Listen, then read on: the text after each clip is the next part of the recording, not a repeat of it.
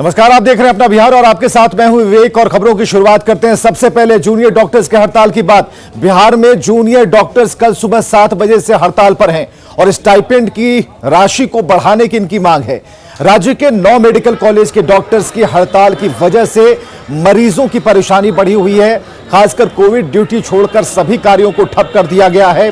PMCH ले लीजिए या फिर एनएमसीएच, मरीजों की वहां लंबी कतार लगी है। दूर दराज से आए हुए जो मरीज हैं, उनके परिजन हैं, परेशान हैं। तो तस्वीरें हम आपको दिखा रहे हैं एनएमसीएच और पीएमसीएच की। तो दोनों ही जगहों पर भीड़ है। हालांकि जो सेवाएं हैं वो इमरजेंसी छोड़कर सभी बाधित है और खासकर यहां पर कोविड पेशेंट्स की देखभाल तो हो रही है, डॉक्टर्स उन्हें अटेंड कर रहे हैं, लेकिन उसके अलावा जो भी मरीज पहुंचे हैं अन्य बीमारियों के इलाज के लिए, उन्हें कोई फायदा नहीं मिल रहा है। तो राज्य के 9 मेडिकल कॉलेजों में स्वास्थ्य व्यवस्था चरमरा सी गई है।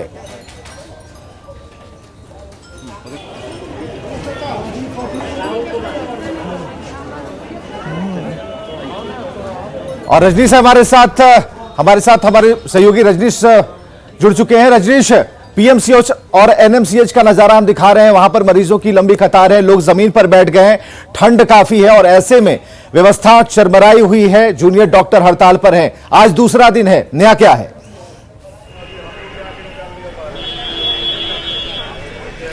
देखिए विवेक, इस वक्त हम पीएमसीएच में हैं और आपको हम सीधी तस्वीर दिखा रहे हैं पीएमसीएच में कि किस तरह से तकरीबन 2.5 घंटे तक अभी ओपीडी के बाहर मरीज इंतजार करते रहे और कुछ देर महज पर्चा कटा है रजिस्ट्रेशन काउंटर पर, लेकिन जूनियर डॉक्टरों ने रजिस्ट्रेशन काउंटर बंद करा दिया है। और देखिए दूर दूर से जो मरीज आए हैं बिहार के कोने कोने से, अब इन्हें बैरंग लौटना पड़ेगा। जूनियर डॉक्टर यहाँ पर अभी जस्ट काउंटर बंद कराए हैं और तमाम जो काउंटर रजिस्ट्रेशन का ये बंद हो गया है। अब सीनियर डॉक्टर हिम्मत नहीं कर रहे हैं कि वो मरीज का इलाज कर सकें, क्योंकि जिस तरह से जूनियर डॉक्टर अब आक्रोशित नजर आ रहे हैं। आज उन्होंने साफ कहा है कि अब आर या पार की लड़ाई होगी। सरकार ने 24 घंटे बाद भी अब तक संपर्क नहीं साधा है, कोई वार्ता की पहल नहीं हुई है स्टाइपेंड की मांग को लेकर, जिसको लेकर अनिश्चितकालीन हड़ताल जारी रहेगा। अब देखिए किस तरह से मरीज जो है परेशान है। हम बात करेंगे, कहाँ से आई हैं आप? हम जहानाबाद से आए हैं। जहानाबाद से आए हैं, दिखवाई नहीं, अभी तो पुर्जा भी नहीं कटा है सर। क्या बोला गया? पुर्जा की बंद है, काउंटर बंद हो गया है सभी, अब नहीं आज वो खुलेगा। तो हम लोग परेशान रहेंगे सर। उतना दूर से पैसा लगा के आए हैं, गरीब आदमी है, एक दुख तकलीफ से हम लोग झेल रहे हैं। सर में दर्द है, पेट में भी दर्द रहता है। हड़ताल की जानकारी थी आप लोगों को? नहीं, हम लोग का पता नहीं था। नहीं था। आप कहाँ से आए? हमारे बिहार शरीफ से। आप भी नहीं दिखवाए? नहीं। तो ये बड़ी कतार है। देखिए यहाँ पर जो मरीज हैं यहाँ पर इंतजार कर रहे थे कि डॉक्टर साहब देखेंगे, लेकिन रजिस्ट्रेशन काउंटर बंद करा दिया गया है। इमरजेंसी वार्ड का भी यही हालात है, यानी बिहार के तमाम जो 9 मेडिकल कॉलेज हैं वहाँ पर ओपीडी और इमरजेंसी व्यवस्था चरमरा गई है। अब तक स्वास्थ्य विभाग की तरफ से कोई पहल नहीं की गई है और जूनियर डॉक्टर घूम घूम कर तमाम विभाग में जाकर जो सीनियर डॉक्टर इलाज कर रहे हैं उन्हें उनका काम रोक रहे हैं और जो मरीज हैं उन्हें लौटना पड़ रहा है। बता दें आपको, तकरीबन 25 से 30 ऑपरेशन प्रभावित हुआ है। सर्जरी का काम बंद हो गया है। एनेस्थेसिया जो विभाग है उसको भी जूनियर डॉक्टर ही संभालते हैं, यानी सीनियर डॉक्टर जो है वो कम पड़ जाते हैं। आज अधीक्षक की माने तो वो सिविल सर्जन से 25 एक्स्ट्रा डॉक्टरों की मांग किए हैं। उसके बाद स्थिति हो सकता है सामान्य हो। कुछ और लोग हैं, उनसे बात करते हैं। हो गया आप लोग का इलाज? नहीं, मेरा तो जानते तो हम ऐसे नहीं करते, वो हड़ताल का हो गया है। एक्सरा दिखाना था हमको, बहुत पैर में दर्द है, चलने में लाचार हैं एकदम। नहीं दिखवा पाए? नहीं, एक्सरा दे ही नहीं रहा है, बोल रहा है कि बंद है।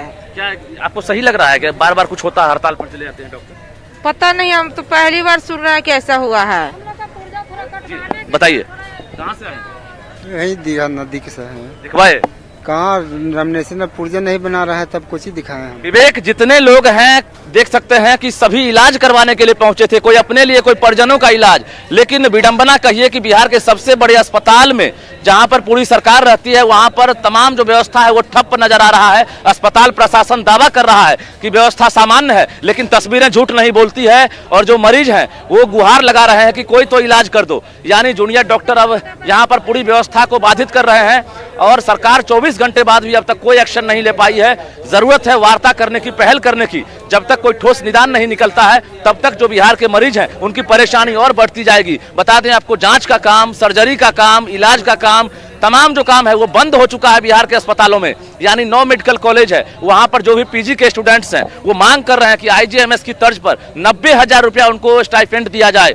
वर्तमान में 50,000 स्टाइपेंड मिल रहा है, जिसका विरोध जारी है। ऐसे में ये बड़ी संख्या में जो मरीज हैं इनको परेशानी का सामना करना पड़ रहा है। विवेक, चलिए बहुत बहुत शुक्रिया रजनीश हमसे बातचीत करने के लिए, तमाम जानकारियों के लिए, मरीज और उनके परिजनों से बातचीत करने के लिए। लेकिन बातचीत से रास्ता हल होगा, रास्ता निकलेगा। हालांकि फिलहाल परेशानी से जुड़ी हुई जो तस्वीरें हम आपको दिखा रहे हैं ये पीएमसीएच और एनएमसीएच की है, जहां लंबी कतार है, परेशानी बरकरार है।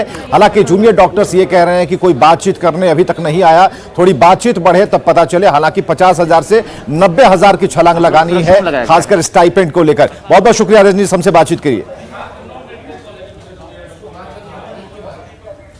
चलिए आरजेडी की बात करते हैं। प्रदेश अध्यक्ष बार बार अनुशासन अनुपालन की बात करते हैं, लेकिन पार्टी में दूसरे नंबर के जो नेता हैं तेजस्वी यादव, जगदा बाबू का अनुशासन उन्हें पसंद नहीं है शायद।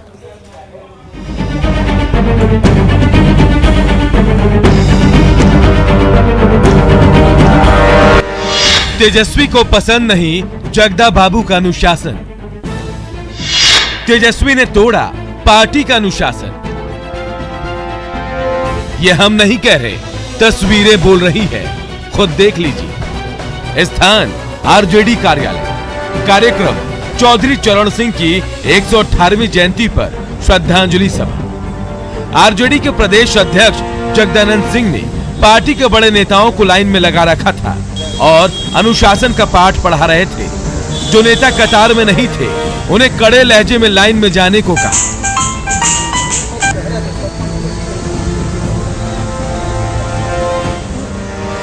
पूर्व मंत्री और विधायक जगदानंद सिंह के आदेश का पालन कर रहे हैं और चौधरी चरण सिंह की फोटो पर माल्यार्पण के लिए अपनी बारी का इंतजार करते रहे। लाइन में सबसे आखिर में खुद जगदानंद सिंह खड़े थे और सब कुछ अनुशासित लग रहा था।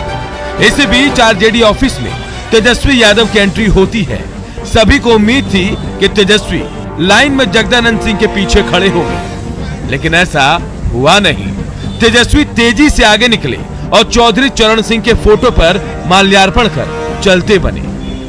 एक बार फिर देख लीजिए कैसे तेजस्वी यादव आते हैं और बिना किसी को भाव दिए चौधरी चरण सिंह के फोटो पर फूल चढ़ाकर चलते बनते हैं।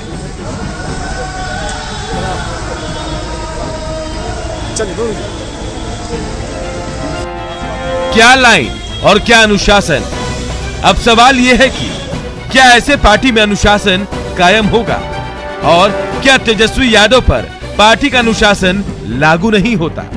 हालांकि बाद में जगदानंद सिंह ने सफाई दी और कहा कि तेजस्वी यादव को प्रेस कॉन्फ्रेंस करनी थी, जबकि जेडीयू के नीरज कुमार ने आरजेडी के अनुशासन पर सवाल उठाया है। यदि हम उदय नारायण चौधरी, श्याम रजक या हमारे जनरल सेक्रेटरी या तनवीर भाई या सिद्दीकी जी, यदि हम लोग नहीं खड़े होंगे लाइन में तो कल हम जाने वाले हैं। ये नई पीढ़ी ही आने वाली है आगे। माननीय जगदा बाबू का यह दावा कि लालू जी के सुपुत्र को भी अनुशासन के दायरे में रखेंगे, यह आपके बूते की बाहर की बात है। साक्षात उदाहरण है कि चौधरी चरण सिंह के सम्मान में आज कार्यक्रम आपने आयोजित किया और उस कार्यक्रम में आपके दलीय दल के वरीय नेता माननीय श्याम रजक जी, माननीय उदय नारायण चौधरी, जिनको जनता दल के नेता आदरणीय नीतीश कुमार जी ने पद और सम्मान दिया, उनको तो पंक्ति में खड़ा कर दिया। लेकिन तेजस्वी यादव आए और सीधा माल्यार्पण किया।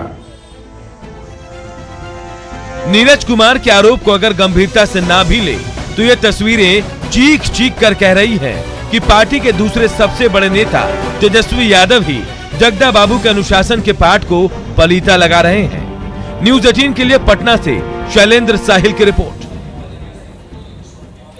चलिए लॉ एंड ऑर्डर की बात, तो जेडीयू ने एक बार फिर साफ कर दिया है कि लॉ एंड ऑर्डर से कोई समझौता नहीं होगा और बिहार में कानून का राज है और कानून का राज रहेगा। जेडीयू ने सीएम की समीक्षा का स्वागत किया है।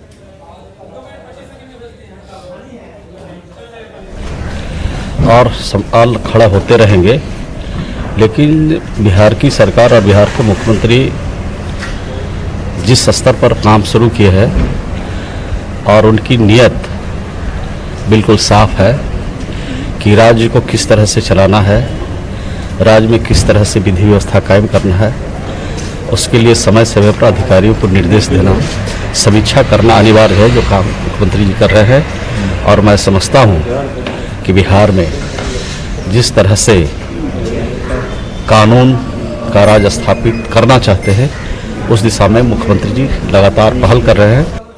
तो हाल के दिनों में कई बड़ी वारदातों के बाद मुख्यमंत्री नीतीश कुमार बुधवार को खुद पुलिस हेडक्वार्टर पहुंच गए, लॉ एंड ऑर्डर को लेकर अधिकारियों को सख्त निर्देश दिया। पुलिस महकमा सावधान,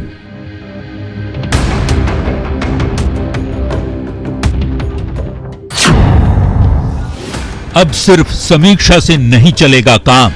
एक बार अगर लॉ एंड ऑर्डर पर पूरी बात कर चुके हैं तो उसको वहीं तक छोड़ करके नहीं जाएंगे। सीएम चाहते हैं हर हाल में क्राइम पर लगाम। बिहार की स्थिति निश्चित रूप से यहाँ के पुलिस बल के द्वारा इंप्रूव किया जाएगा। नई सरकार के गठन के बाद से सीएम नीतीश कुमार क्राइम को लेकर बेहद सख्त मूड में हैं। अचानक पुलिस मुख्यालय पहुंचकर सीएम ने पुलिस के आलाधिकारियों को ये संदेश दिया है कि सिर्फ समीक्षा बैठकें कर वो छोड़ने वाले नहीं हैं। अब रिजल्ट चाहिए, क्राइम पर करारा प्रहार चाहिए, क्योंकि सवाल सुशासन में सुरक्षा पर उठा है।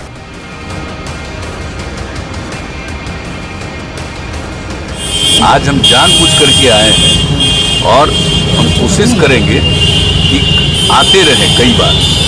ऐसा तो संभव नहीं है कि हर रोज आए हर सप्ताह आए, लेकिन आते रहेंगे। 16 नवंबर को नीतीश कुमार ने 7वीं बार मुख्यमंत्री पद की शपथ ली। शपथ लेने के बाद नीतीश कुमार क्राइम कंट्रोल को लेकर पुलिस महकमे के आलाधिकारियों के साथ कई समीक्षा बैठकें कर चुके हैं। बावजूद इसके अपराध का सिलसिला थमता नजर नहीं आ रहा।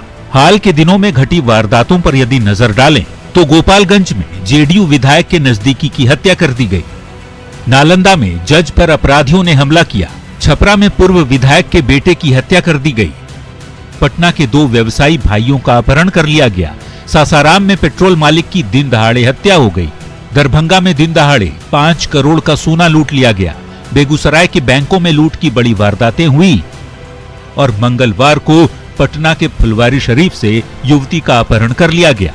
अपराध की ये घटनाएं बताने के लिए काफी हैं कि सीएम के तमाम निर्देशों के बावजूद पुलिस महकमे के एक्शन में कोई ना कोई तो कमी है और अब ये कमी सीएम नीतीश को बर्दाश्त नहीं है, इसलिए वो खुद एक्शन में आ गए हैं। आज भी आकर के कई विषयों पर हमने यहाँ पर चर्चा की है, इन लोगों का प्रेजेंटेशन था। क्योंकि हम एक बार अगर लॉ एंड ऑर्डर पर पूरी बात कर चुके हैं तो उसको वहीं तक छोड़ करके नहीं जाएंगे। एक एक एस्पेक्ट का डिटेल सर्वेक्षण कर रहे हैं और एक एक चीज को देख रहे हैं। अचानक पुलिस मुख्यालय पहुंचकर सीएम ने पुलिस महकमे में खलबली तो मचा ही दी है, साथ में ये कहकर पुलिस के आलाधिकारियों की नींद भी उड़ा दी कि आगे भी वे ऐसे ही आते रहेंगे। मतलब क्राइम पर कंट्रोल चाहिए, वो भी किसी भी हाल में, और जो पुलिस वाला कोताही बरतेगा वो जाएगा। न्यूज़ 18 के लिए पटना से संजय कुमार की रिपोर्ट। तो चुनावी हलफनामे में आपराधिक रिकॉर्ड को छुपाने वाले आरजेडी विधायकों की शिकायत बीजेपी चुनाव आयोग से करेगा और इस पर जेडीयू नेता श्रवण कुमार का कहना है कि इस मुद्दे को सरकार को भी गंभीरता से लेना चाहिए। होना ही चाहिए। अगर कोई व्यक्ति, चाहे मैं खुद क्यों नहीं हूं, अगर साक्ष्य को मैं छिपाया हूं और इलेक्शन कमीशन को पूरी तरह से जानकारी मैं नहीं दिया हूं या जो लोग नहीं दिए हैं उनके विरुद्ध इलेक्शन कमीशन को कार्रवाई करना चाहिए। और अगर कोई राजनीतिक दल इस बात को उठाता है तो उसको गंभीरता से सरकार को ही लेना चाहिए। और मधुबनी से इस वक्त की बड़ी खबर, जहां कोहरे ने 2 लोगों की जान ले ली है। कोहरे की वजह से NH57 पर एक बड़ा हादसा हुआ है। एक के बाद एक कई गाड़ियों में टक्कर लगती चली गई। हादसे में 2 लोगों की मौत हो गई जबकि 4 लोग घायल बताए जा रहे हैं। फुलपरास थाने के लोहिया चौक के पास यह गंभीर हादसा हुआ जहां कोहरे ने 2 लोगों की जान ले ली।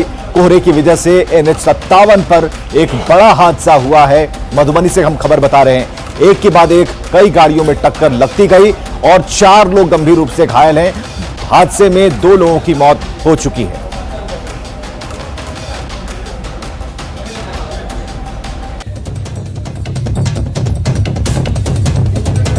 बराज की घटना है जहां पर एक गंभीर हादसा हुआ। ये तस्वीरें हम आपको दिखा रहे हैं। चारों तरफ कुएं की चादर है और ऐसे में गाड़ी एक दूसरे से टकराती चली गई। N57 पर एक बड़ा हादसा हुआ। अमित रंजन है हमारे साथ, हमारे सहयोगी मधुबनी से। अमित, जो कुएं ने कहर बरपाया है, 2 लोगों की मौत हो चुकी है, फिलहाल क्या स्थिति बनी हुई है? विवेक, ये यहाँ NH57 पे फुलपरास के पास लोहिया चौक, जो वहाँ का जो चौक है, भीड़ भाड़ वाला इलाका है, वहाँ पे आज सुबह अभी लगभग आधे पौन घंटे पहले ये हादसा हुआ है। इसमें अभी जो घायलों की स्थिति है वो अभी थोड़ी गंभीर बनी हुई है, लेकिन अभी फुलपरास अनुमंडल अस्पताल में 4 लोगों को एडमिट कराया गया है। बताया जा रहा है कि ये सुपौल की तरफ से एक बस आ रही थी जो दरभंगा जा रही थी। पीछे से एक ट्रक आके बस में टकराई कुहासे की वजह से, और बस अनियंत्रित होकर पास में ही दुकान में घुस गई। और सड़क किनारे कुछ लोग बैठे हुए थे, जिसमें 2 लोग, जो राजा मिश्र जो फुलपरास प्रखंड के निवासी हैं, और जोगी यादव, ये फुलपरास के फुलकाही के रहने वाले हैं। ये इन दोनों लोगों की वहीं मौके पे मौत हो गई है। बाकी 4 लोग जो और थे वो घायल हैं, जिन्हें अनुमंडल अस्पताल में भर्ती कराया गया है। बस बेकाबू होकर पास में ही दुकान में घुस गई, और पीछे जो ट्रक टकराई थी, ये NH57 काफी बिजी होता है, उसमें काफी गाड़ियों की आवाजाही काफी ज्यादा होती है। पीछे से एक के बाद एक लगभग दर्जन भर गाड़ियां एक दूसरे को टक्कर मार के पूरा सड़क पे भी आवाजाही बंद हो गई है। हाल मौके पे अफरा तफरी मची हुई है। प्रशासन की टीम वहाँ पहुंची हुई है। हालात को सामान्य बनाने की कोशिशें चल रही है, लेकिन फिलहाल अभी गाड़ियों की आवाजाही वहाँ बंद है। काफी ज्यादा सड़क पे भीड़ लगी हुई है। लोग गुस्से में है, क्योंकि दोनों लोग वही स्थानीय लोग थे जिनकी मौत हुई है। लोग वहाँ अभी ये प्रशासन के साथ अभी बातचीत चल रही है, लेकिन अभी गाड़ियों की आवाजाही शुरू नहीं हो पाई। विवेक, चलिए, बहुत बहुत शुक्रिया अमित हमसे बातचीत के लिए, तमाम जानकारियों के लिए। और समस्तीपुर में भी ठंड का सितम लगातार जारी है। न्यूनतम तापमान 7 से 8 डिग्री सेल्सियस के आसपास रहा है। सर्द पछुआ हवा कनकनी को और भी बढ़ा रही है। यहां सर्दी के सितम का जायजा लिया हमारे सहयोगी मुकेश कुमार। पिछले कई दिनों से ठंड अपना कहर बरपा रही है। समस्तीपुर की सड़कों की हालात हम आपको दिखाना चाहेंगे।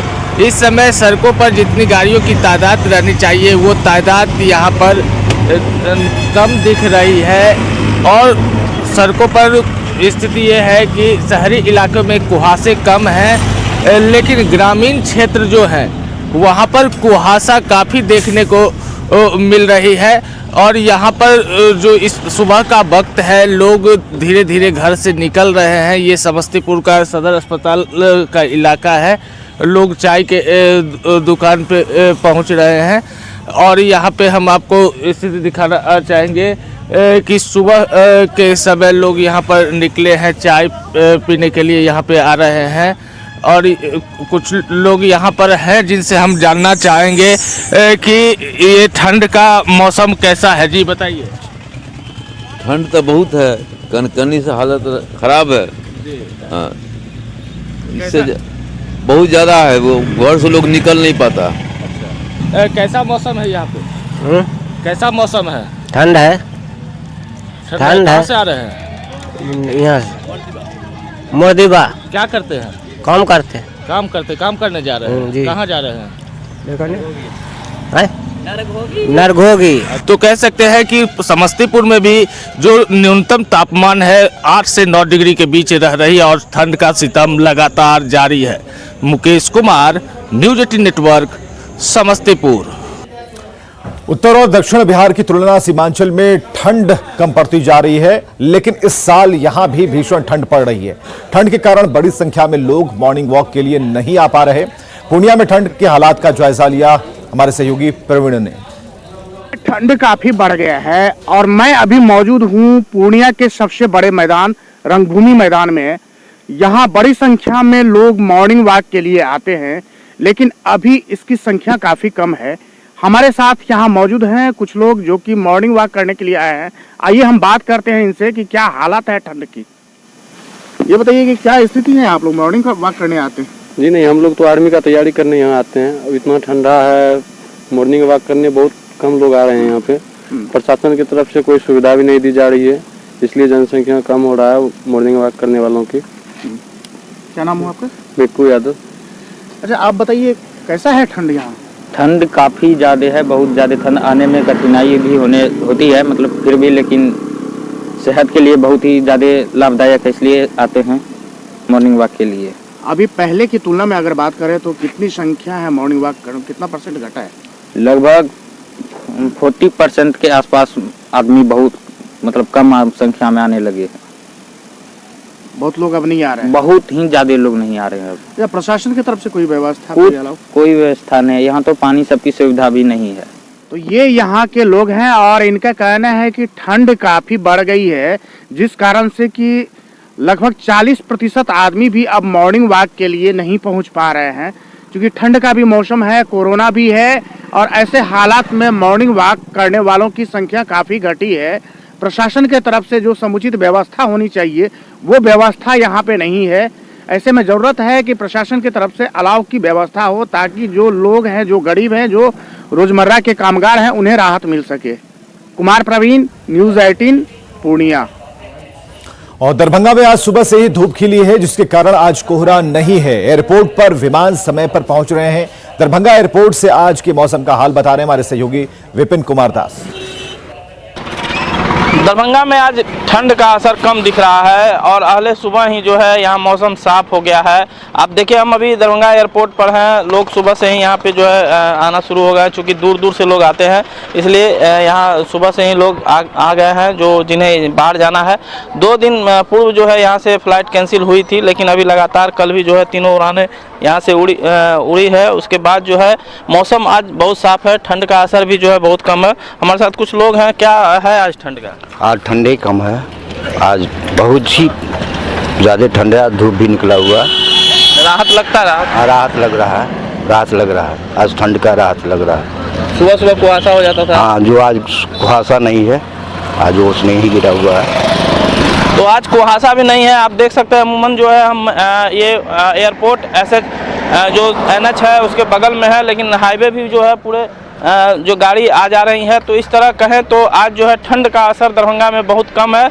सुबह सुबह जो है सूर्य भी जो है उगा है, इसको लेकर धूप भी जो है खिल गया है और यहाँ जो है विमान, जो तीनों विमान सही समय पर जाने का आशंका भी जताया जा रहा है। विपिन कुमार, न्यूज़ 18 दरभंगा। चलिए आगे देखिए जोहार झारखंड।